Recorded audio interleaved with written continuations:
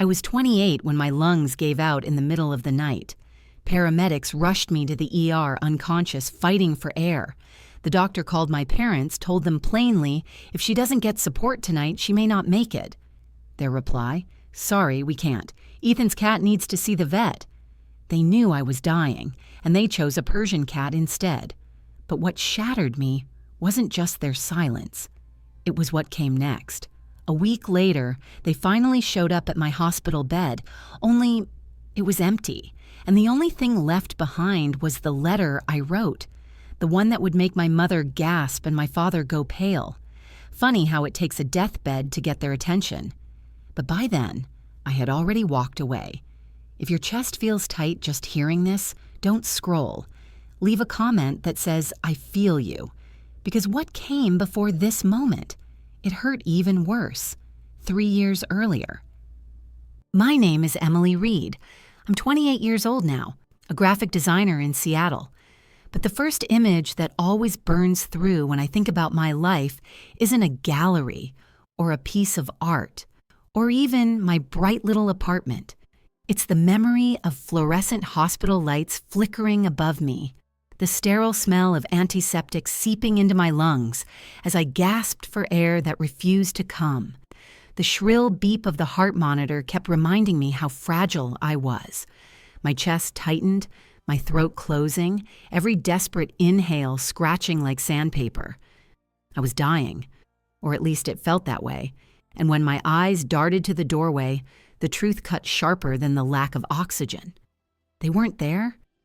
My parents. Not mom, not dad. The only people I wanted, the only people who should have cared enough to drop everything. But they didn't. They weren't at the hospital. They were with my brother Ethan at his gaming tournament, cheering him on while I fought to breathe alone. It's strange how pain doesn't always announce itself in screams.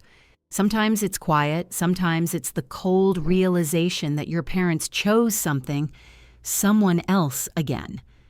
My chest didn't just burn from asthma that night, it burned from betrayal. And that's where my story really begins, because that night wasn't the first time they looked past me. It was just the clearest. To understand, you have to go back. I was 8, a little girl with scraped knees and glitter stuck to her fingers, living in a lively Seattle neighborhood where the air always carried the sound of kids, laughing and dogs barking behind picket fences.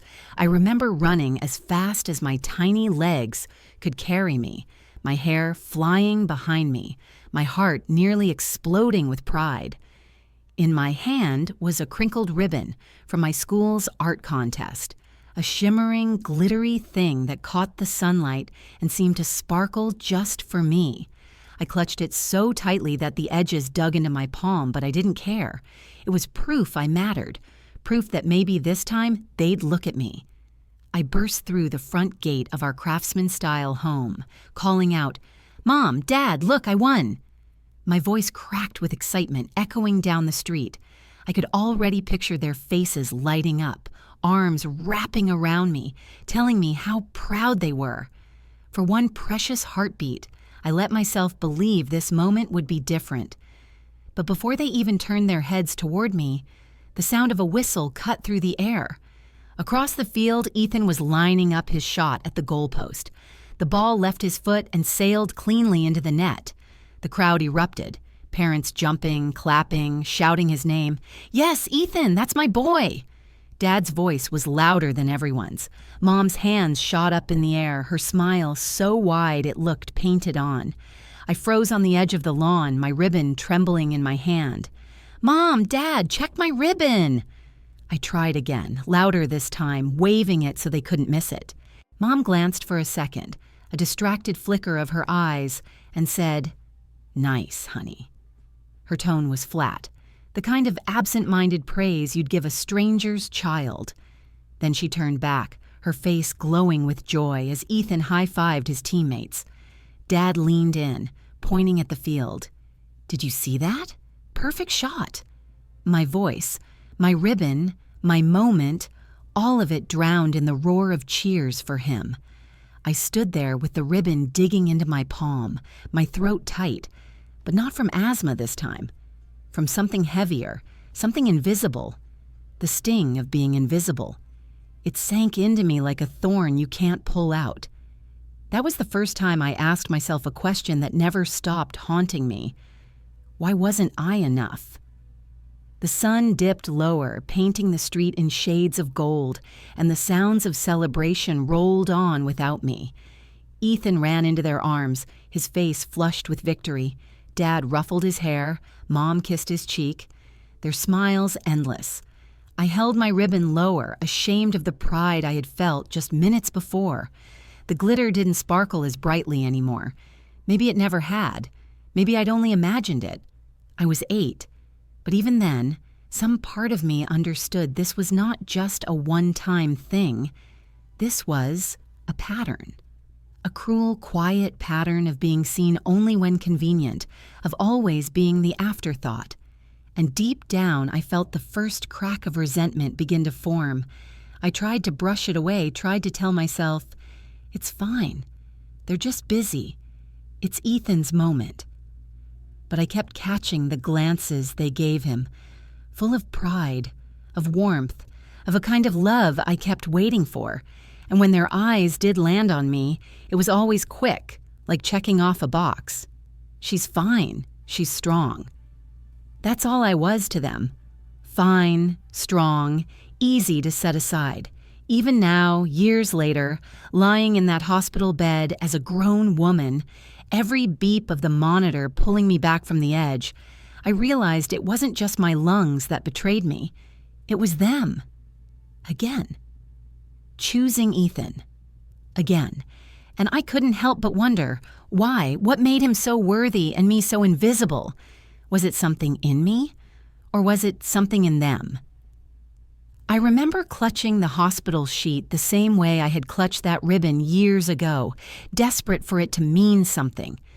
Back then, the ribbon lost its shine in my parents' shadow. And now, in the sterile glow of that hospital room, I began to wonder if maybe I had lost mine too. But here's the thing about pain. It doesn't stay quiet forever. It grows. It carves a space inside you, waiting for the day it demands to be heard. That hospital night wasn't the first betrayal. It was just the loudest echo of a story that had started years earlier, with a little girl running home, holding a glittery ribbon, and realizing no matter how brightly she shone, her parents' eyes would always be fixed on someone else. And if you're listening to me now, maybe you already sense what I didn't yet know then. This was only the beginning. I was 15 the first time my lungs betrayed me so badly that even I couldn't pretend it was nothing. The wheezing had been growing worse for months, each flare-up more frightening than the last, but I kept telling myself it was just a bad cold, or maybe the dust in my room. When the doctor finally pressed the cold stethoscope against my chest and frowned at the sound of my ragged breaths, the truth came out like a verdict. Chronic asthma, he said flatly, as if the words were just another box checked off on his clipboard.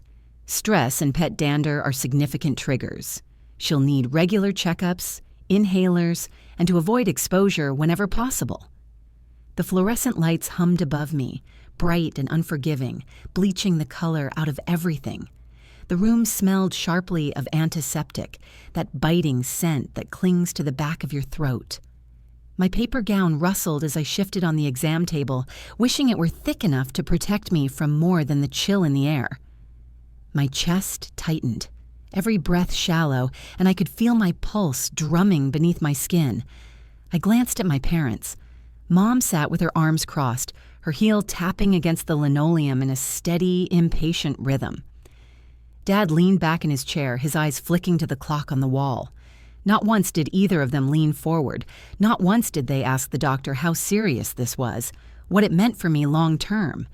Instead, Dad let out a long sigh, his voice low but heavy. These appointments are such a pain. Mom didn't even look at me when she added, "We'll just have to juggle it with Ethan's schedule." Her words slid into the room like ice water. Ethan's practices, Ethan's games, Ethan's everything, even my lungs, my life, were only considered in terms of how they might disrupt his world. The doctor kept talking, pointing to pamphlets, outlining emergency procedures. I barely heard him. I was too busy trying to keep the lump in my throat from spilling out as tears. My lungs burned. But what hurt worse was how much heavier their size seemed than my diagnosis. Back home, my new inhaler became an extension of my hand, a dull, plastic lifeline. The first puff was always bitter, coating my tongue with that strange chemical taste that lingered long after the medicine settled in my chest. I hated it, hated the way it reminded me with every click that my body wasn't reliable.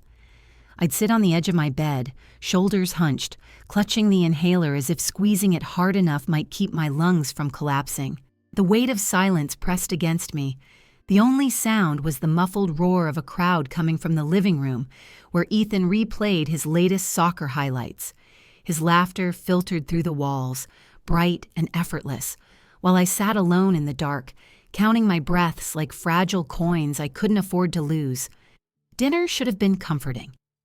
The warm smell of roasted chicken, the soft glow of the chandelier, the clink of silverware against porcelain plates, all the pieces were there, but the atmosphere was suffocating. "Ethan's got a big game tomorrow," Dad said, his voice alive with excitement. His eyes lit up the way they never did for me. Mom's smile stretched wide. Maybe the recruiter will finally notice him this time. They passed mashed potatoes across the table, their conversation weaving effortlessly around Ethan's future. I cleared my throat, my voice coming out rough, thin. "The doctor said I need to come back next week." For half a second, I thought they'd pause, look at me, really hear me. But Mom just waved her hand, still smiling at Ethan. "We'll figure it out, just take your inhaler, Em." She didn't even glance my way. Dad leaned in toward Ethan, asking about his strategy for the game. My words vanished into the air, ignored as if they had never existed. I poked at my food, peas rolling across my plate, my lungs aching with each shallow breath. Every inhale felt like work, like dragging a stone up a hill. Across the table, Ethan grinned, describing his last goal, his voice full of confidence. They laughed with him, nodded eagerly, hung on every word. I wanted to scream that I was drowning in silence, that each wheeze was a plea, but my voice was buried under the weight of their pride for him. The next day at his match, the world tilted completely in his favor. The sun blazed down on the field, heat radiating off the bleachers as the crowd roared. I sat bundled in a blanket, inhaler hidden in my pocket, trying to stay steady. My parents stood, waving banners with his name scrawled in bold letters, their voices the loudest in the stands. "Go, Ethan, you've got this!" they shouted until their throats were raw. Beside them, I pressed the inhaler to my lips, squeezing a puff of bitter medicine into my lungs, swallowing the taste like defeat. Each breath I managed to catch felt like surrender, stolen in secret so I wouldn't disturb their joy. And yet, even then, I told myself they didn't mean to ignore me, that they were just caught up in the moment, just busy. I whispered those excuses to myself like a prayer. If I could just be stronger, if I could manage my attacks quietly, if I could prove I wasn't a burden, maybe then they'd look at me with the same light they saved for Ethan. I clung to that hope, thin and fragile as it was, but resentment has a way of growing like a shadow, stretching longer every time you try to outrun it. Each sigh, each shrug, each glance that slid right past me, those were the chisels carving away at my hope. My chest tightened not just with illness, but with the weight of being unseen. Each wheeze was a scream they ignored, each silence proof that I didn't matter enough to hear. Still, I held on to the smallest flicker. Maybe tomorrow would be different. Maybe one day they'd finally turn toward me and see, not just Ethan's shadow, not just the strong one who didn't need them, but me. College was painted in my head as the place where you find yourself, where you grow wings. For me, It felt more like a slow suffocation. My dorm was a cramped little cube, the linoleum floor always sticky no matter how often I mopped it, the radiator hissing like it resented having to keep me warm through the biting Seattle nights.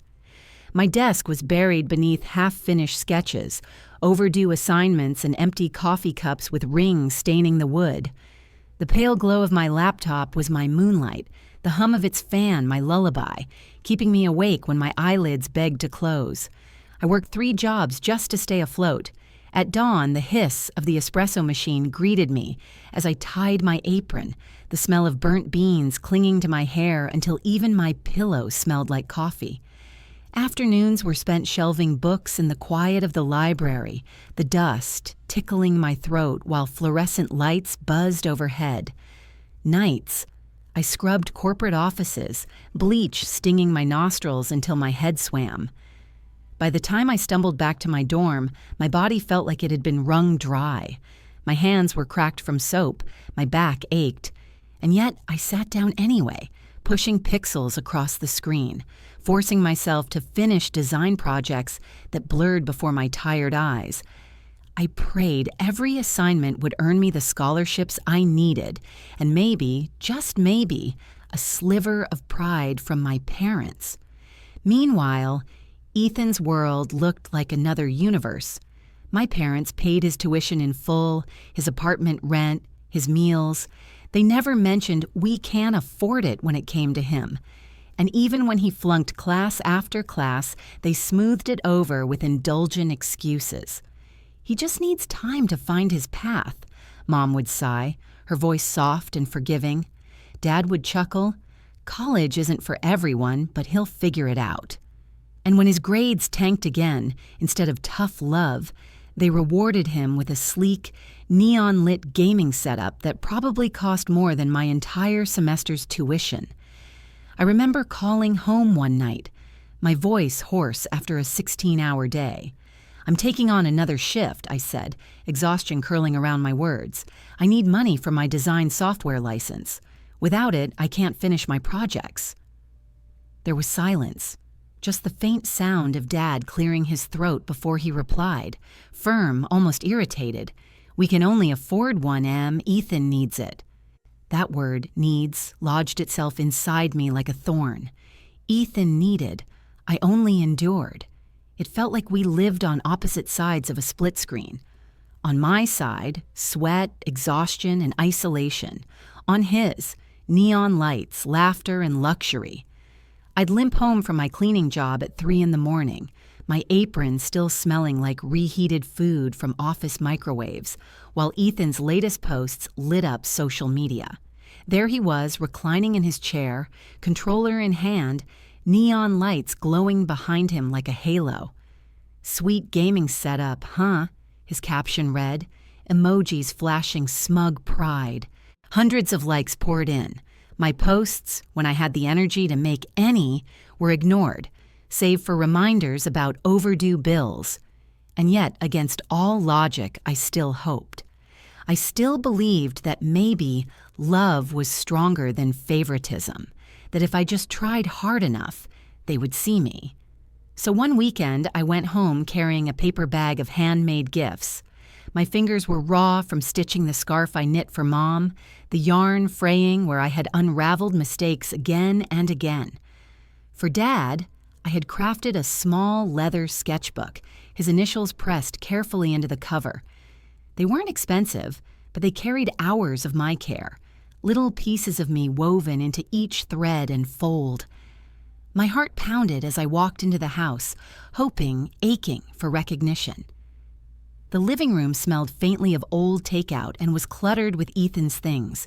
Controllers tangled in cords across the coffee table, soda cans stacked into careless towers, snack wrappers crumpled underfoot. Posters of his favorite games curled at the corners on the walls.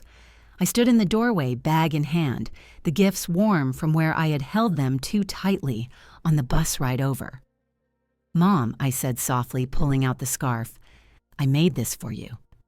She barely glanced up from the TV. "Oh, that's nice," she murmured, draping it across her lap without unfolding it. her eyes already drifting back toward the screen. I turned to Dad, handing him the sketchbook. "Thought you might use this at work." He flipped it open quickly, thumb brushing a few pages before snapping it shut. "Thanks," he said absent-mindedly, his gaze sliding toward the hallway as footsteps approached. And then Ethan appeared, holding up his brand-new gaming headset, wires gleaming under the lamp. "Check it out. Top of the line. Surround sound." Their faces transformed instantly, smiles stretching wide, eyes sparkling. "Wow, that's incredible, Ethan," Mom gushed, leaning forward. Dad nodded in admiration. "That's some serious gear." I stood there, clutching the empty paper bag in my hands, the paper edges cutting into my skin. My chest tightened, not from asthma, but from the sharp stab of invisibility. I forced a smile, swallowing the lump in my throat. Maybe my gifts weren't good enough. Maybe I wasn't good enough. Later that night, I slipped away to the attic, seeking quiet. The air was thick with dust and the faint scent of cedar, the single bulb overhead flickering weakly, shadows stretching long across forgotten boxes. I knelt before one labeled in my grandmother's elegant handwriting, her script looping like lace. Inside, beneath brittle papers and old photo albums, I found a worn leather diary. Its cover cracked beneath my fingers as I opened it, pages yellowed with age. Tucked between them was a folded letter. My grandmother's handwriting, delicate yet deliberate, stared back at me. I read it once, then again, my pulse thundering in my ears. "The trust fund must go to Ethan. It's for his future. Do not divide it. He is the one who will carry the name." The attic seemed to shrink around me, dust motes swirling in the weak light as I sat frozen, the letter trembling in my hands. A trust fund? For Ethan? My chest grew heavier with every word. Was this why they always chose him? Was their endless favoritism not about love at all, but about money? About some obligation? Did Grandma know something I didn't? I whispered into the silence. Was I never meant to matter? I shoved the letter back between the pages, snapped the diary shut, and pressed it deep into the box as if burying it could erase the questions clawing at my mind. Out of sight, out of mind. That's what I told myself. But doubt doesn't stay buried. It lingers, whispers, waits. And no matter how tightly I tried to close the lid, the truth had already seeped into me. Maybe I wasn't just overlooked. Maybe I was deliberately left behind. By the time I was in my mid-20s, I had carved out a small corner of life that finally felt like mine. My Seattle apartment wasn't big, but it was bright and alive in a way that made me breathe easier. Sunlight spilled across my hardwood floors in the morning, catching the flecks of paint on my old drafting table. Sketches curled at the edges, tacked to the walls beside swatches of color palettes and sticky notes filled with ideas. The smell of coffee and fresh paper always lingered, and when I sat at my desk, stylus in hand, I felt like I was finally building something no one could take from me. My designs were being noticed, freelance projects piling up, the emails of clients lighting up my screen. For once, I wasn't invisible, at least not here. But just a few miles away, Ethan was 25 and still drifting. He hopped from one short-lived job to another, never lasting long, never carrying the weight of responsibility. He lounged at home, feet propped on the coffee table, scrolling endlessly or gaming through the night. And yet, somehow, he always managed to convince Mom and Dad to see him as fragile, someone who needed to be coddled. The phone call came on a rainy afternoon. The sky outside my apartment was a dull gray, raindrops streaking down the glass as I worked on a poster design. My phone buzzed, and Mom's voice, cheerful in a way I hadn't heard in months, filled the line. "We've got something exciting to tell you, Em. We're getting Ethan a cat, a Persian. His therapist says it could help with his stress." I froze, stylus slipping from my fingers. Persian cat? My throat tightened. "Mom, you know I'm severely allergic. I can't even step foot in your house if there's a cat there." Her tone softened, but not with concern for me. More like a mother gently brushing aside a child's tantrum. "Oh, sweetie, it's just allergies. You'll manage. Ethan really needs this. His mental health is important." My heart pounded as I pressed the phone closer. Important? Do you even hear yourself? You're asking me to risk my health so Ethan can have a pet he doesn't even know how to care for. Dad's voice joined in from the background, muffled but dismissive. "Em, don't overreact. We already set up the guest room for Whiskers. It's his space now. Ethan's been struggling, and this could be good for him." I stood in my kitchen, staring at the row of neatly organized mugs on the shelf, my chest tightening the way it always did when I was forced to hold back words. "So I can't come home anymore? That's it? Ethan gets a cat and I get locked out?" There was silence, followed by Mom's resigned sigh. "We'll figure it out. Just don't make this about you, Emily." I ended the call, my hands trembling. The rain outside blurred the skyline, but it wasn't the weather that made my eyes sting. They would risk my life, literally, for Ethan's comfort. And for what? To soothe his boredom? To make sure he never had to sit in silence long enough to face himself? What was I worth to them, if this was how easily I could be dismissed? A week later, I found myself sitting across from Ethan at a cafe we used to frequent as kids. The kind of place where the smell of espresso hung heavy in the air and the hum of conversation wrapped around us like a blanket.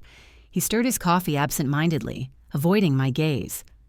"So, Whiskers," I said, forcing lightness into my voice. "How's he settling in?" Ethan smirked, shrugging. "Pretty great, actually. He sleeps in my bed half the time, purrs like a motor." The image made my skin crawl. "You know I can't come home now, right?" You knew what that would mean for me. He set his spoon down, finally meeting my eyes. For a second, there was something almost apologetic in his expression, but it disappeared quickly. "You're acting like it's the end of the world. It's just allergies, Am. I needed this. Mom and Dad get it." "Just allergies?" I whispered, my voice catching. "Do you have any idea what it feels like not being able to breathe? To sit there, gasping while the people who are supposed to love you look the other way?" He shifted in his chair, uncomfortable. "You're always so dramatic." The words stung, but I forced myself not to flinch. I watched the steam curl from my coffee cup, the cafe's soft light reflecting in the glass window beside us. Part of me wanted to grab his hand, to remind him of the nights we stayed up watching cartoons, the afternoons we spent running through sprinklers in the yard. There was a bond there, buried under all the dysfunction, a thread I couldn't quite cut no matter how much it hurt. But as I sat there, the truth settled heavier and heavier in my chest. My parents would always choose Ethan, and now Ethan was choosing himself too, even if it meant choosing against me. When I left the cafe, the air outside was sharp and damp, rain clinging to my hair as I pulled my coat tighter around me. I walked back to my apartment alone, the glow of my art supplies welcoming me like a refuge. But the warmth couldn't erase the ache. I wasn't asking for a palace or a Persian cat, or even to be the favorite. I was asking for air, for space to exist in their world without choking. And somehow, even that was too much. Inside my apartment, I lit a small lamp, its golden glow spilling across the scattered sketches on my desk. I tried to focus on my work, tried to lose myself in colors and shapes, but the words from that call echoed louder than any brushstroke could cover. "Just allergies, Em. Ethan needs this. They'd risk my life for his whims. And I couldn't help but ask myself again and again, what am I really worth to them? It had been weeks since I last spoke to them. The silence was heavy, but it was also a kind of relief. No calls to remind me of what I wasn't, no subtle digs masked as advice. Still, something inside me, that stubborn part that refused to give up, pushed me to try again. Maybe it was the longing for a family I kept imagining, but never had. So I called Mom, my voice tentative, and suggested we do something together. To my surprise, she sounded almost enthusiastic. "A barbecue," she said brightly. "We'll grill salmon, your favorite." That one word, favorite, hit me like a small, flickering flame in the dark. I clung to it. Maybe this was it. Maybe they were finally trying too. The morning of the barbecue, I stood in my apartment, sunlight streaming in through the sheer curtains, pooling across the hardwood floors. The place smelled faintly of acrylic paint and brewed coffee, remnants of late-night design work. I stood in front of the mirror, holding up the sundress I hadn't dared wear in years. It was pale blue, light against my skin, almost too cheerful for how I usually felt. I slipped it on anyway, telling myself it was the kind of thing you wear when you expect a fresh start. I packed carefully. 2 bottles of wine, chosen after debating in the store far too long. A bouquet of daisies and lilies from the Saturday market, their scent sweet and a little grassy, wrapped in brown paper. And then, tucked between them, my inhaler and a backup of allergy pills. I checked twice, 3 times before zipping my bag shut. It wasn't paranoia, it was survival. As I locked the door and walked toward my car, my heart whispered, "This time, maybe they'll see me, not just Ethan's shadow." The drive wound through familiar Seattle streets, the summer sky clear, streaked with hints of orange as the sun started to dip lower. The hum of my car was steady, but my fingers tapped anxiously against the steering wheel. With every mile, my chest swelled with nervous anticipation. I pictured Mom's arms opening to hug me, Dad clapping me on the shoulder, Ethan maybe even offering a joke that didn't cut too deep. But when I pulled up to their house and stepped out, reality slammed into me. The first breath I drew was thick, dense with fur and dander that clung to the air like smoke. Whisker's meow echoed from the backyard before I even saw him, sharp and high-pitched, followed by the sound of claws clicking on the deck. My throat tightened instantly, the invisible film coating my lungs. I forced my lips into a smile as I walked toward the backyard. "The cat's here?" My voice came out thinner than I intended, already strained. Dad turned from the grill, a pair of tongs in his hand, the smoke curling around him in oily waves. The salmon sizzled, the smell rich and buttery, filling the air. Of course. He's part of the family now. His tone was cheerful, as if that explained everything. Mom appeared beside him, brushing her hands on her apron, her voice carrying that same brisk finality. "Chill, Em. He's family now." The words landed heavy. Family. The title I had been begging for my entire life now belonged to a cat. My chest prickled with the first signs of hives, heat blooming across my skin. I gripped the wine bottles tighter to keep my hands from trembling. "I brought flowers," I said, holding out the bouquet, "and some wine." She took them quickly, her smile polite but distant. "That's nice, dear. Just set the wine on the table." Her eyes slid past me before I could say more, lighting up as Ethan came strolling out, phone in hand, laughter spilling from him like music only they could hear. The backyard buzzed with chatter. Dad flipped the salmon, the hiss and pop filling the silence between words. Ethan launched into a story about Whiskers, his voice animated, full of life. "He chased the laser pointer for 20 minutes yesterday. Wouldn't give up. You should have seen it." Mom laughed, her hands clapping together. "Oh, he's such a smart boy." I sank into one of the patio chairs, the wood warm beneath my palms from the late sun. I waited for a pause, a gap where I might step in. Finally, I cleared my throat. I got a promotion at work." My voice was quiet but steady, like offering a fragile gift wrapped in hope. No one looked at me. Dad hummed in response but kept his eyes on the grill. Ethan leaned forward, continuing his tale about the cat's new scratching post. Mom reached down to scratch Whisker's head where he had jumped onto her lap, his fur drifting into the air, sharp as daggers to my lungs. I pressed my hand against the table, nails digging into the grain. The bouquet I had brought was already shoved into a vase at the corner, wilting in the summer heat, forgotten. The aroma of salmon, once so comforting, turned acrid when mixed with the musk of fur clinging to everything. My throat itched. My chest whispered its warning. Not again. Don't let them see you break. So I smiled faintly, nodded at their laughter, and let their voices wash over me as though I were a guest, not a daughter. But beneath the smile, something cracked. Each word about Whiskers, each dismissive glance past me, chipped away at the fragile optimism I had carried here. I had come armed with meds, gifts, and the desperate belief that maybe this time it would be different.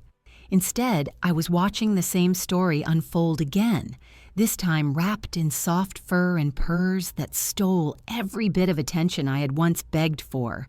The sun dipped lower, painting the yard in streaks of pink and orange.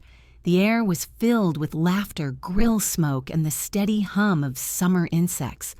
And I sat there with the tightness in my chest, the bitter taste of words I swallowed, and one question pressing harder than the allergy ever could.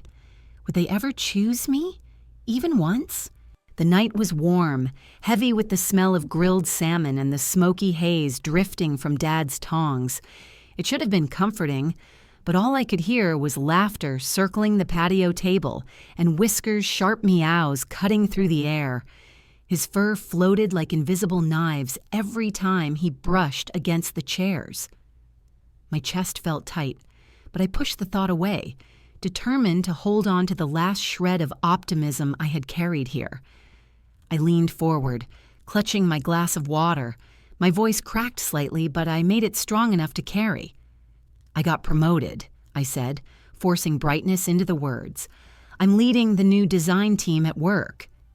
For a heartbeat, silence fell, and I let myself believe. I imagined their faces lighting up.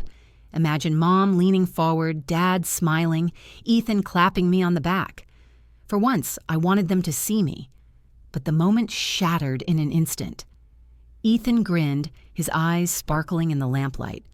Cool, he said casually, but Whiskers chased the laser today, nearly climbed the curtains. You should have seen him. The table erupted with laughter. Mom clapped her hands, Dad chuckled, Ethan leaned back like a showman. Even Whiskers punctuated the moment with a loud meow demanding the spotlight. My news, my hard-won achievement, evaporated like smoke, lost under their voices. The itching started on my arms, faint at first. Hives spread in angry blotches, burning beneath the fabric of my dress. I scratched lightly, trying not to draw attention, but the tightness in my chest was harder to hide. My breath came shorter, shallower, each inhale scraping my throat like sandpaper. I pressed a hand against my ribs. "Mom," I said, my voice trembling, "I don't feel right." She didn't even look at me. Her eyes were fixed on Ethan, still glowing. "You're fine, Emily, don't be dramatic." Dad turned a salmon fillet, the smoke rising in thick waves. "Yeah, Em, you've eaten plenty. It's just the heat. Relax." Their words sank like stones in my chest. Couldn't they see the way my hands shook as I reached for my glass? The condensation slipped against my slick palms, water trembling as I brought it to my lips. I dug my nails into my thigh under the table, grounding myself against the panic, clawing at my lungs. I reached for my inhaler, the plastic slippery in my grip, and pressed it to my lips. The bitter medicine filled my mouth, chemical and sharp, but it did almost nothing. The storm inside me raged on. My breaths came out in wheezes, shallow and broken. "Em, relax," Ethan said, his tone annoyingly casual, almost smug. "I knew the cat might bother you, but I figured you'd tough it out. You always do." The words slammed into me harder than the asthma itself. My head whipped toward him. "You knew?" He shrugged, grin faltering but never disappearing. "I didn't make a big deal of it with Mom and Dad. They'd just stress out. And I knew you could handle it. You're strong, Em. You always have been." My pulse roared in my ears. He knew. He downplayed it. He let them believe I was exaggerating. While my body screamed for air, he sat there smugly, convinced my suffering wasn't worth their attention. The world tilted. My vision blurred at the edges. I tried to stand, but my knees buckled. The patio lights smeared into glowing streaks, the laughter warping into distorted echoes. Whisker's meow sounded distant, strange. My chest seized, every gasp smaller, weaker, desperate. I clawed at the table, nails scraping wood, trying to stay upright. I can't. The words broke apart with the air I couldn't pull in. Em? For the first time, Ethan's voice cracked with fear. Mom's smile faltered. Dad dropped the tongs with a clang. But it was too late. My body gave out, collapsing sideways. The stone patio was hard and cold against my skin as everything spun, shadows swallowing the edges of the world. The last voice I heard before darkness was Jordan's. He must have seen me faltering earlier, waiting for the inevitable. His voice was sharp, panicked, cutting through the haze. "Call 911!" Then strong arms lifted me, carrying me away from the stunned circle of faces. The ride to the hospital blurred into sirens, red and blue lights strobing across my vision.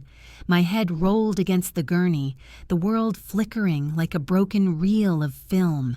The ER swallowed me whole. Bright lights, rapid voices, the shrill beep of monitors syncing with my heartbeat. Nurses moved quickly, oxygen mask pressed against my face, IV lines tugging at my arms. And then, in the middle of the chaos, one nurse leaned closer, her eyes soft but steady. She adjusted the mask, her voice low, almost conspiratorial. "You're lucky," she said gently. "Someone called ahead to warn us about you, said you were in danger." My eyes widened behind the mask. "Someone called?" My voice rasped, muffled by plastic and oxygen. She nodded, smoothing the blanket across me. "Yes, anonymous. They wouldn't give a name. But without that call, we might not have been ready. Whoever it was, they might have saved your life." The room spun around me, monitors chirping louder, each beep a reminder of how close I had come to disappearing. Confusion and fear tangled inside me. Who had been watching closely enough to know I was slipping? Who cared enough to step in when my own family hadn't? The betrayal seared deeper than the asthma. Ethan knew and let this happen. Mom and Dad dismissed me as dramatic, even as my body collapsed in front of them. But somewhere out there, hidden in the shadows, someone else saw me. Someone who intervened when the people who were supposed to love me refused to move. As the ER lights blurred above me, one thought pulsed louder than the monitors. Ethan knew, and he let this happen. But who else knew I was breaking? And why were they watching? The ER swallowed me whole. Bright fluorescent lights blared down like merciless interrogators, reflecting off the glossy white tiles. The air was cold, sharp, and laced with the sting of antiseptic that clung to the back of my throat.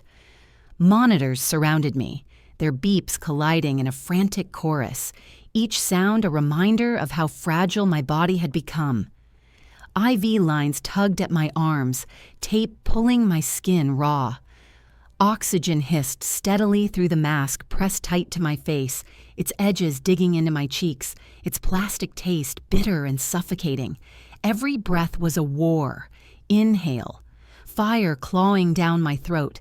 Exhale, shallow and weak, as though the air itself refused to stay. Doctors and nurses rushed around me, their voices sharp and urgent. "Her blood pressure's crashing. Push another dose now. Get the epi ready." The commands fired like bullets, so fast, so clinical, as if I were no longer Emily, a person with a history and a family, but just another patient slipping away on their shift. Through the haze, I fought to anchor myself, my vision blurred, but one face cut through. A nurse with gentle, steady eyes.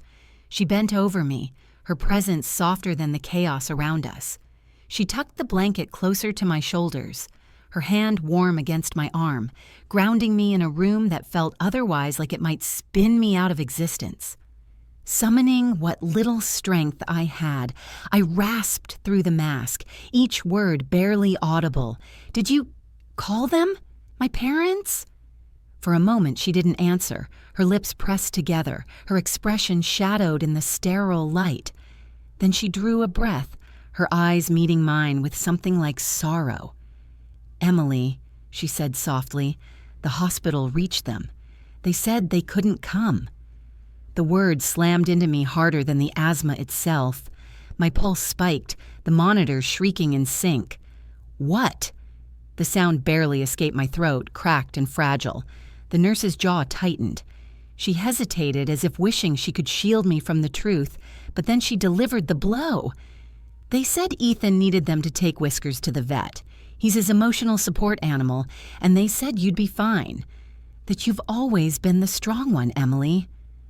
Her voice seemed to echo, each word drawn out in slow motion against the steady thump of my faltering heart.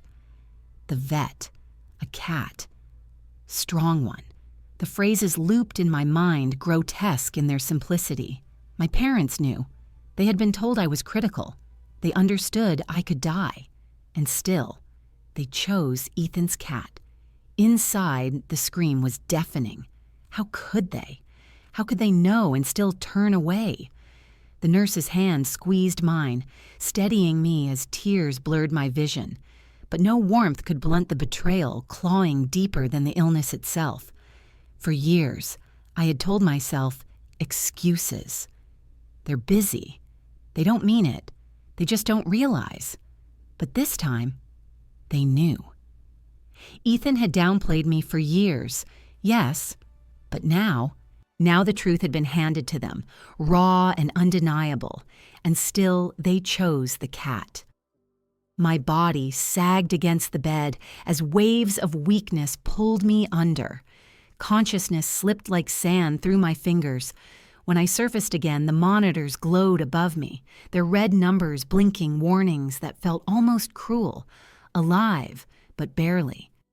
I could hear the nurse's voice close to my ear, calm and coaxing. "Stay with us, Emily. Focus on my hand. You're not alone." But I was. Physically, no. I was surrounded by professionals, by machines, by Jordan waiting anxiously in some hallway. But in the way that mattered most, I had never been more abandoned. My parents had drawn a line in the sand, and when it came to choosing, I wasn't even in the running. My mind flashed through the memories, each one now bitter with clarity.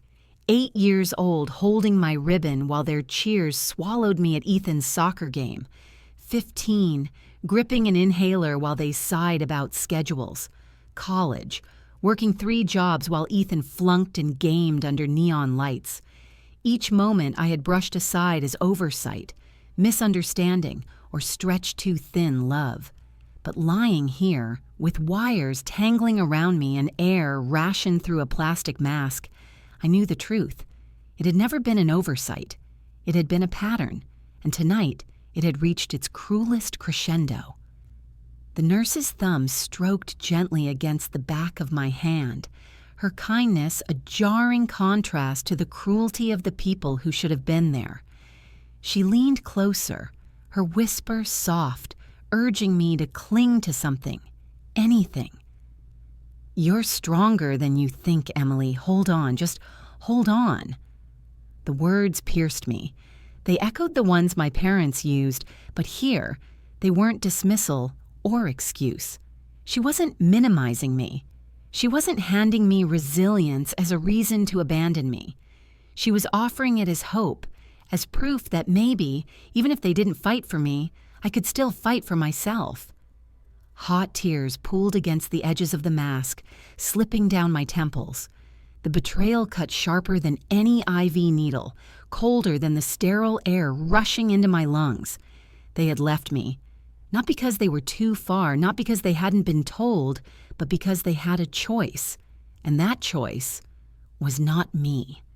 As darkness tugged at the edges of my vision, the beeps steadied into a slow, haunting rhythm, and in that fading moment, One truth seared itself into me, heavier than the asthma itself, heavier than any pain. They chose Whiskers. They chose Ethan again, and maybe I was never meant to be chosen at all. The steady beep of the heart monitor was the only sound that tethered me to the present. Each tone was a reminder that I was still here, still fighting, even if my body felt like it had been hollowed out. The ICU was quieter than the chaos of the ER. The lights were softer, their glow less invasive, casting gentle halos across the pale walls. A faint antiseptic smell hung in the air, sharp but cleaner, calmer. Tubes and wires surrounded me, keeping me alive while my lungs still ached as if they were made of glass, fragile, on the edge of breaking. A nurse had explained it was a biphasic reaction. My body had been through the worst of the shock, but there was still risk, still danger. I could feel it in every breath, each inhale stretching my ribs like they were carrying weight far too heavy. And yet, even in that fragile state, it wasn't my parents who came. The door creaked open and Jordan's face appeared first. His eyes were red-rimmed, his worry poorly hidden behind the smile he tried to force. He carried a bouquet of wildflowers, messy, colorful, imperfect. Behind him came Mr. Lopez, my neighbor, holding a small basket with oranges and a little cactus plant. The sight of them standing there, awkward and warm, made tears sting at the corners of my eyes. Jordan sat carefully by my bed, his hand brushing mine. "We've got you, Em," he said softly. The words carried weight, a quiet promise that landed deeper than any of my parents' dismissive reassurances ever had.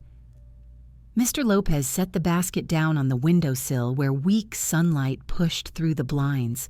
He gave me a smile, kind but firm. "Your plants are thriving," he said. "Didn't miss a single watering." His words were so ordinary, yet they carried a tenderness that caught me off guard. For a moment, I let their presence wash over me.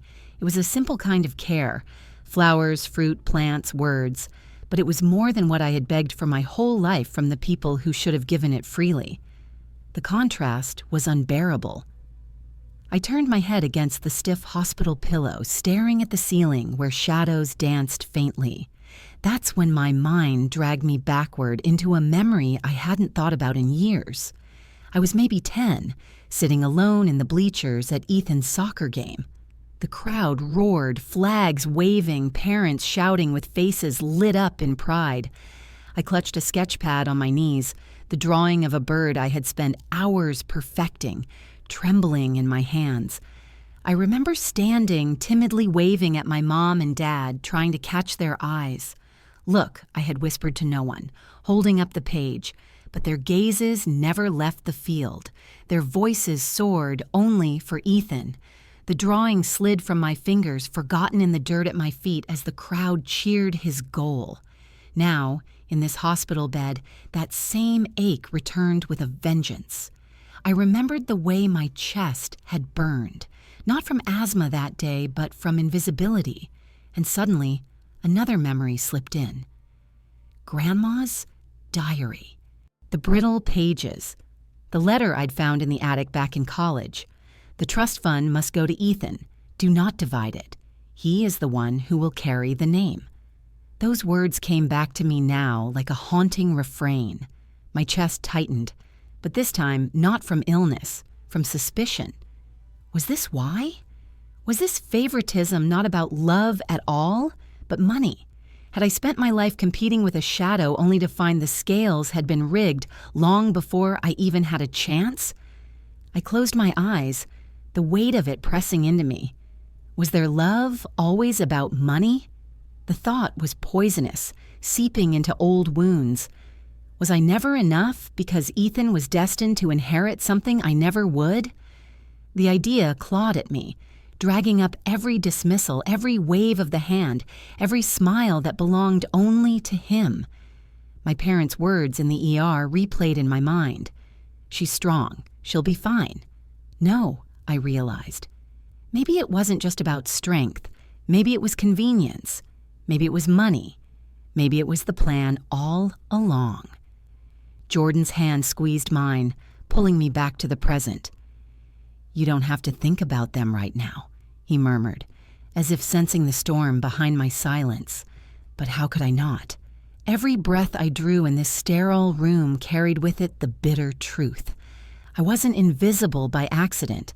I was invisible by design. I looked at Mr. Lopez's cactus on the windowsill, its spines catching the light. It was alive, thriving, despite being small, overlooked, almost ordinary. And I thought, maybe that was me. Maybe I wasn't the heir to some grand family trust. Maybe I wasn't the golden child. Maybe I never would be. But I was still alive.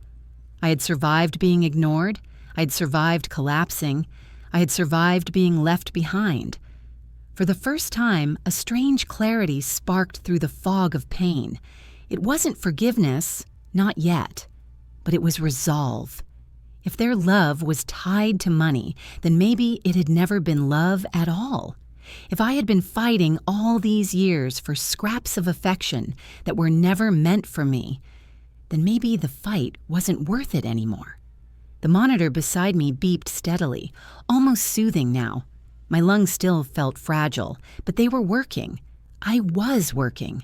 I was alive. And as Jordan and Mr. Lopez sat quietly by my bed, their presence steady and unforced, I realized something. Real care doesn't come with conditions. Real family isn't chosen by blood or trust funds or favoritism. It's chosen by actions. The pain lingered, but beneath it something sturdier began to form. Not peace, not yet, but the first threads of strength that weren't borrowed from the illusion of parental love. The kind of strength that was mine alone. The hospital room was quiet, almost too quiet. The steady beep of the monitor had slowed into a rhythm that no longer felt urgent but persistent, like a clock counting down. Outside the window, dusk had begun to fall, washing the sky in streaks of violet and gray. The light slanted through the blinds in sharp lines that cut across my bed, striping the white sheets with shadows. I could smell the faint sting of antiseptic, and the air was heavy with that sterile chill that made everything feel impersonal. But for once, the silence wasn't suffocating. It was clarifying. On the tray table in front of me lay a piece of hospital stationery. The paper was too thin, the edges curled slightly where my trembling fingers had pressed too hard. My hand shook as I picked up the pen, the plastic body slippery with the sweat of my palm. For a long moment, I just stared at the page, my breath catching in my chest. Then I pressed the tip down, and the words poured out. Every sentence felt like an exorcism. Decades of hurt, of being invisible, of pretending their neglect was just oversight, spilled across the page in jagged, messy lines. Tears fell faster than I could wipe them, blotting the ink, turning my confessions into smudged scars. I wrote about being 8 years old, standing with my ribbon while they cheered for Ethan. I wrote about 15, clutching my inhaler alone while they sighed about his soccer practices. I wrote about working 3 jobs in college while they bought him a gaming setup. I wrote about the cat, the barbecue, and the ER, the betrayal that had nearly ended my life. By the time I reached the bottom of the page, my hand was cramped, my knuckles white.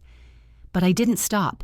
I flipped to the back, pressing harder, the pen nearly tearing the paper. This wasn't just a letter. It was the scream I had never been allowed to release. No more begging for your love. No more pretending I'm fine. I will not be your scapegoat. I will not be your strong one if that only means disposable. The tears blurred my vision, but I didn't wipe them away. Let them stain the letter. Let them see what their choices had carved into me. As I set the pen down, my mind drifted back to the attic years ago. The dusty smell of cedar, the flicker of a weak bulb overhead, and my grandmother's diary sitting heavy in my lap. Her elegant handwriting had felt like a secret, her words still etched into me. The trust fund must go to Ethan. Do not divide it. He is the one who will carry the name. At the time, I had shoved it back into the box, telling myself it didn't matter. But now, here in this hospital room, I realized it mattered more than anything. That letter wasn't just an explanation. It was the root of it all.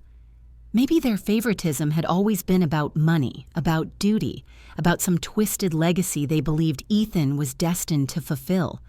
But whether it was money or love, the outcome was the same. I was never meant to matter. And that realization didn't break me. It freed me. I folded my letter carefully, creasing it with fingers that still trembled, though now it wasn't just weakness, it was resolve. My heart pounded as if warning me that this was dangerous, irreversible. But maybe that was the point. The door opened softly, and the same nurse who had held my hand in the ER stepped inside. Her kind eyes caught mine, and she offered a gentle smile. "How are you feeling tonight?" I swallowed hard, my throat tight but steady. "I need a favor." I held the letter out to her, my hand shaking as she took it. "Please leave this on my bed for my parents. They'll come eventually. I want them to read it." She studied me for a moment, as if weighing the weight behind my request, then nodded. "I've got you, Emily." Her words anchored me, just as they had before. I exhaled a shaky breath and eased myself off the bed. My legs wobbled, weak from the reaction, but they still carried me. I pulled the hospital gown tighter around me, slipped my few belongings into the small bag at the foot of the bed, and moved toward the door. Every step down that hallway was a rebellion. The squeak of my shoes against the polished floor echoed louder than it should have, like a drumbeat. My pulse raced, my heart pounding, not with fear, but with power. For once, I wasn't waiting for them. I wasn't hoping they would show up and see me. I wasn't clinging to scraps. I was leaving before they even had a chance to face me. As I reached the elevator, I glanced back only once. The room I had just left glowed dimly, the blinds half drawn, my letter sitting folded on the bed. A simple sheet of paper, but inside it was the truth of my life, raw and unfiltered. When they read it, they would see everything I had carried, everything they had ignored. Whether they dismissed it, laughed at it, or finally felt the sting of shame, it didn't matter, because it wasn't for them anymore. It was for me. When the elevator doors slid shut, my reflection stared back at me in the brushed steel. My face was pale, my body still frail, but my eyes burned with something I hadn't seen before. Not desperation, not grief, but defiance. And for the first time in my life, I didn't feel like the forgotten daughter. I felt like someone who had taken control, someone who had chosen herself over them. The first morning I woke up outside of the hospital, the world felt startlingly quiet. No beeping monitors, no sharp scent of antiseptic clinging to the air. Just sunlight spilling gently through Jordan's apartment blinds, warming the room in golden stripes. I lay still for a moment on his couch, the blanket tucked snugly around me, the faint hum of the city outside drifting in through the cracked window. My chest rose and fell more evenly than it had in weeks, each breath steadied by the new medication sitting on the coffee table beside me. Jordan had set out the pill bottles in neat rows, a glass of water next to them. He'd even written small, sticky notes with times, morning dose, evening dose. Seeing his handwriting made something inside me unclench. It was such a simple gesture, but it carried more thoughtfulness than entire years of my parents' care. The days blurred into a soft montage of recovery. I'd wake with sunlight on my face, sip warm tea Jordan brewed before work, take my meds on schedule. The bitterness of the pills lingered on my tongue, but it was manageable, a reminder of stability. At night, I'd curl on his couch with blankets piled around me, listening to the muffled rhythm of rain against the window, my lungs expanding more freely with every passing day. Slowly, my body felt less like an enemy and more like a fragile ally trying to heal. Still, healing wasn't just physical. The weight pressing on me wasn't only from asthma, it was from years of neglect, betrayal, and silence. That's why Jordan had insisted, therapy. The first time I sat across from Mia, the counselor, I felt defensive, like I needed to justify every excuse I'd ever made for my parents. Her office smelled faintly of lavender, and a small fountain trickled water in the corner, its sound soothing against the storm in my chest. She looked at me with eyes that didn't judge, just waited. I told her everything, about Ethan, about the hospital, about the cat, about the letter in the attic. Words tumbled out of me until I was shaking with exhaustion. She nodded gently, her voice steady and calm. "Emily, your parents aren't blind. They aren't incapable of loving you, but they've tied their identities to Ethan's dependency. They need him to need them. That's why they minimize you. It protects the dynamic they've built around him being the golden child." Her words landed like a revelation I didn't want but couldn't deny. It wasn't just favoritism. It was a cycle, a system I had never been meant to fit into. Tears slipped down my cheeks and I whispered, "So it was never about me being enough?" Mia leaned forward, her voice soft but firm. "It was never about you not being enough. It was about them needing Ethan to fill a role. And you were cast as the strong one so they didn't have to face their failings." Her explanation didn't erase the hurt, but it reframed it. I wasn't weak. I wasn't invisible by accident. I had been assigned that invisibility. And for the first time, I realized I could refuse the role. That night, back in Jordan's apartment, I updated my emergency contacts on my phone. For years, my parents' numbers had sat at the top, automatic, untouchable. But with trembling fingers, I deleted them. Then I added Jordan, then Mr. Lopez, even Mia, who had given me her professional line for crises. When I hit save, a wave of relief washed over me. It felt like cutting the last string tethering me to their neglect. Days later, the email came. I should have known it would. Mom's tone was careful, every word polished to sound like concern, but beneath it was dismissal. "We're sorry things got so dramatic. We didn't realize it was that serious. You know we've always trusted you to be the strong one." Dad chimed in at the end with a quick note about Ethan being stressed, about Whiskers needing extra care. I sat staring at the screen, my jaw tight. Dramatic. That's what they called nearly dying. That's what they called decades of abandonment. My fingers hovered over the keyboard, but I didn't reply. What was the point? Their words confirmed everything Mia had said. They weren't reaching out to care for me. They were reaching out to preserve their narrative. The next day, a knock came at the door. Mr. Lopez stood there holding a tray covered with foil, the smell of spices wafting through before he even stepped inside. He grinned, lines deepening around his kind eyes. "Eat, Misha," he said warmly, setting the tray on the table. "You need strength." I lifted the foil, and the aroma of freshly made tacos hit me, rich and savory. The tortillas were still warm, stacked neatly with little containers of salsa and grilled vegetables beside them. I laughed softly, the sound surprising even me. "Mr. Lopez, this is too much." He waved a hand dismissively, settling into a chair.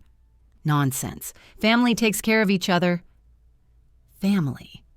That word had always been bitter in my mouth.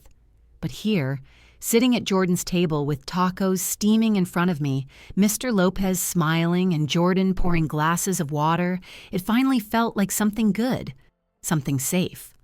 As I took the first bite, the flavors burst warm across my tongue, grounding me in the moment. For once, food wasn't heavy with dread or silence. It was nourishment. It was connection. It was proof that care could be simple and real. I leaned back in my chair, breathing easier than I had in years. and let the thought settle fully for the first time. Family isn't blood. Family is who shows up when it counts. The pounding on my apartment door came out of nowhere, rattling the frame so hard I thought it might splinter. My stomach sank before I even looked through the peephole. The air around me grew heavy, charged, like the silence before a storm. And there they were, my parents. My mother's mouth pressed into a stiff smile that didn't reach her eyes, her gaze scanning me like I was a child caught in some shameful act. My father shifted from foot to foot, his hands stuffed deep into his jacket pockets, his shoulders hunched as if even standing there was an inconvenience. "Emily," Mom began, her tone syrupy, rehearsed, "we need to talk." Dad's voice followed quickly, firmer, almost scolding. "We came all this way. You can't just keep shutting us out."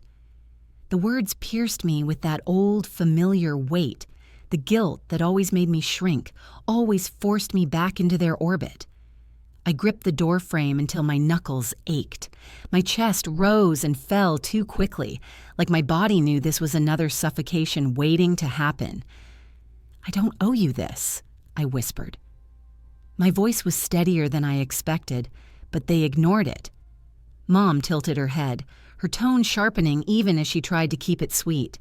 "You're overreacting, Em. Always so dramatic. We did what we thought was best. You know Ethan needs us." Something inside me snapped. The switch flipped, and for once, instead of folding under their words, I stood taller. Heat surged through my veins, my voice ringing clear. "No," I said, cutting her off. "You chose him again. You always do, and this time you nearly let me die for it." The silence that followed was so complete it pressed against my ears. Their faces flickered, first shock, then something like indignation, maybe even denial. But I didn't waver. My heart pounded like a war drum, but for once, I didn't let it control me. I stepped back and shut the door. The latch clicked into place. My knees trembled, but my breath came easier, fuller. Their disapproval wasn't stronger than my resolve anymore. I sank against the door for a moment, chest heaving, the echo of their voices still swirling in the air. And then, my phone buzzed. Ethan's name glowed across the screen. My thumb hovered before I answered, pulse quickening. "Em?" His voice was thin, uneven, not the smug brother I knew, almost frightened. I said nothing, letting him fill the silence. "I need to tell you something," he blurted. His words tumbled fast, raw. "At the barbecue, when you collapsed, when you were being rushed to the ER, they kept calling, the hospital. But I didn't show Mom and Dad your messages. I hid them. I didn't want them to blame me." His voice cracked under the weight of his confession. My throat tightened. Rage flared hot and sharp. I opened my mouth, but he rushed on, desperate. "But it was me, Em. I was the one who called the hospital anonymously. I panicked when I saw how bad you were. I didn't know what else to do. I thought if I told them everything, they'd turn on me. I thought you'd be okay, like always." He inhaled sharply, his breathing uneven. "I was wrong. I almost killed you, and I'm sorry. God, I'm so sorry." I closed my eyes, his voice colliding into me like crashing waves. Betrayal tangled with something faintly redemptive. The anonymous call. It had been him. The brother who always basked in their favoritism, who let me fade into shadows, had hidden my pleas, but still somehow tried to save me in his own broken way. "Why now, Ethan?" My voice trembled. "Why are you telling me this now?" "Because I can't stand it anymore," he admitted, his voice ragged. "You almost died, and it was my fault. I don't expect you to forgive me. I just want to change. I don't want to be the reason you hate us forever." The line went quiet. I felt my chest tighten again. Not from asthma this time, but from the storm of emotions rising inside me. Anger, grief, and dangerously close to hope. Later that week, I sat across from Mia, my therapist. Her office was warm, inviting, sunlight spilling across walls painted in earthy tones. A diffuser filled the room with the gentle scent of eucalyptus, and a small plant sat on the edge of her desk, vibrant and alive. I clung to the steadiness of that space as I told her everything: the knock at my door, my parents' guilt-laced voices, Ethan's confession. Mia listened without interruption, her eyes never wavering from mine. Finally, she leaned forward, her voice calm and grounding. "Emily, it's not unusual to feel conflicted. When someone who's hurt you finally admits it, part of you wants to cling to that glimmer of hope. But remember, his journey is his. His guilt, his attempts to change, they belong to him, not you." Tears slipped down my cheeks, hot and unrelenting. "So I don't have to carry it?"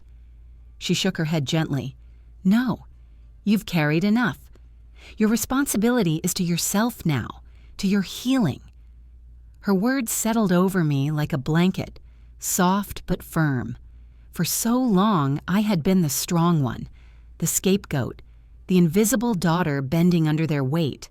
But sitting there, in that room filled with light and calm, I felt something shift. I wasn't their scapegoat anymore. I wasn't their afterthought.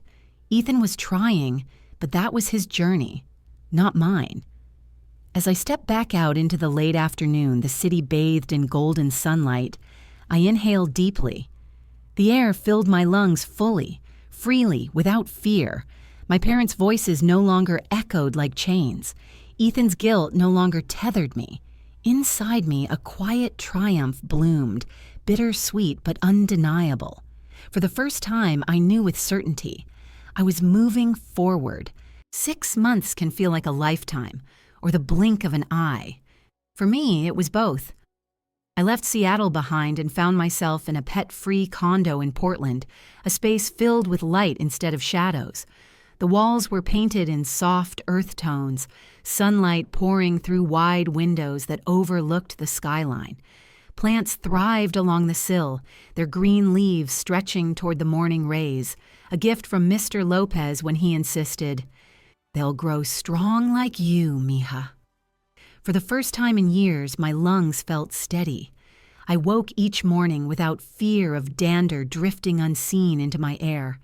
Instead of the harsh wheeze of survival, there was only breath, clear, deep, grounding. My living room often echoed with laughter now, the kind that spills out without permission. Jordan dropped by with takeout. Mr. Lopez surprised me with homemade tortillas, and the chronic illness support group I'd joined turned into family, a circle of people who understood fragility and strength in equal measure. Their stories wove into mine, reminding me daily that I wasn't alone, not anymore. Still, the past had a way of tugging. The phone would ring, and when I saw my parents' number, my stomach always clenched. I answered less and less. When I did, their voices felt hollow. "We'll talk soon, Em," Mom would say, her tone rehearsed, brittle. Dad would echo with vague promises. But there was no warmth, no recognition of what had broken between us. Just shallow calls, as though they were checking a box labeled daughter. Ethan was different. One crisp autumn morning, he met me at a cafe in Portland, a quiet spot where the smell of espresso mingled with baked bread. His hands fidgeted around his coffee cup, steam curling upward into the golden light streaming through the windows. He looked tired, but there was something softer in him, something I hadn't seen before. "I rehomed Whiskers," he said finally, his voice low but steady.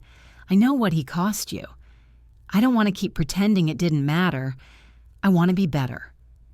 For a moment, I couldn't speak. My throat tightened, but not from anger this time, from the fragile bloom of something like hope. We sat for hours, sipping coffee, trading words not about guilt or blame, but about honesty, about growth. His journey was his, but for once he wasn't asking me to carry it. He was showing me he could carry his own. Back at my condo, evenings slipped into gentle rhythms. Cooking dinner with friends, long calls with my support group, quiet nights sketching at my desk while the city lights blinked outside my window. Each routine wrapped around me like a promise. I was building something new, something mine. Then, one chilly December afternoon, I found a letter waiting in my mailbox. The envelope was cream, the handwriting familiar, my mother's, deliberate and sharp. My pulse quickened as I tore it open in the hallway, the cold air biting at my fingers. Inside, the words were vague but heavy. We need to discuss the trust fund. It's time. The paper trembled in my hands. That old knot twisted in my stomach again. The same knot that had formed when I first discovered Grandma's letter in the attic years ago. Was this the reason Ethan had always been chosen? Was money the thread that had tied their loyalty to him? Or was this their attempt at rewriting the past, a shallow bandage over wounds that had never healed? I slipped the letter back into its envelope and placed it on the counter. It sat there like a shadow, a reminder of everything unsaid, everything unresolved. But as I looked around my condo, the plants thriving, the photos of laughter with Jordan and Mr. Lopez pinned to my fridge, the stack of supportive messages from my group, I felt clarity settle in. Their money, their trust fund, their conditions, none of it defined me. None of it decided my worth. Because I was enough. I always had been. My family wasn't the people who let me suffocate at their table. My family was the one who sat in hospital waiting rooms, who watered my plants when I couldn't, who cooked tacos, and told me to eat when my strength wavered. Blood hadn't shown up for me. Care had. And that was the family I chose.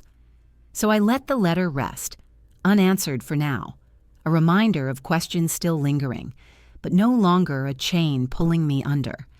The future would bring what it would, but I wasn't waiting for their approval anymore. I'd already claimed my life back.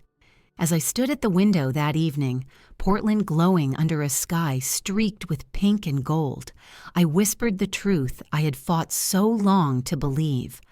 I'm enough. And my family is who shows up. And if you're listening to this, maybe you felt that too. That ache of being unseen, unheard. Remember, your worth isn't something to earn. It's yours by right. Family isn't blood. It's respect. It's care. It's who holds your hand when the world feels too heavy. If this story hit you hard, subscribe and drop your own family story in the comments. Share it to inspire someone else to choose themselves, to embrace their worth, because true family is built on respect, not blood.